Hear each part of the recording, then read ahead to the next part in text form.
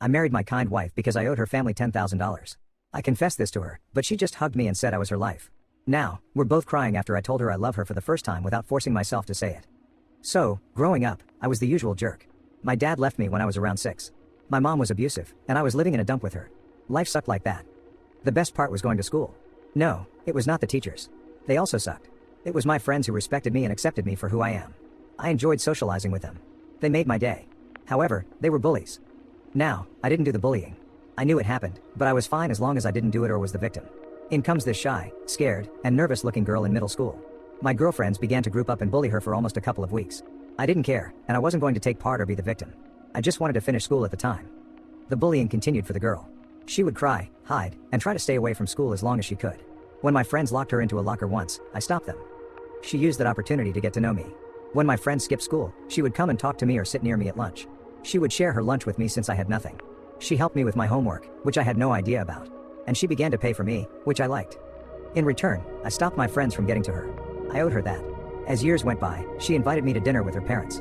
We would hang out together, and she'd pay for everything. I liked her, but she loved me.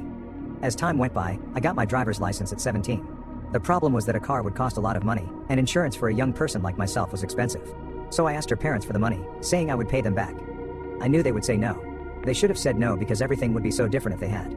But they said yes and bought me my very own car. After that moment, I realized that I had to take care of their daughter until I paid them back. I would drive her anywhere, everywhere, and we became closer and closer. She was so happy with me and always had a smile on her face when she saw me. It was her who kissed me first. She brought me to her church. She proposed to me. We got married, and I was her first. Tomorrow, we'll be celebrating our 10th anniversary. I still owe her parents for the car and my wife all the cash she gave me. I like her, but she loves me so much. I've never cheated on her or thought about it. Our lives are perfect, but I wish I could tell her I don't love her the way she loves me. I work a minimum wage job, and my wife is a teacher. We don't have kids. She loves me so much, but if I could take it all back, I would. This is my confession.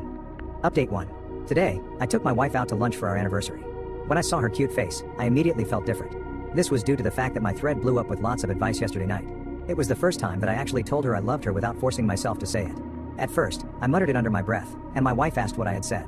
I tried a second time, and again, I couldn't speak up. Then I said it out loud for the third time. My wife smiled, and her face turned all pink. We remained quiet for a little while until she began to ask me about my day. We talked for a little while before we visited her parents. I told her parents that I would start paying them back for the car they had bought me when I was in my teens. They told me not to worry about it. They were happy I remembered and visited them even though it wasn't their anniversary. We talked for a couple of hours.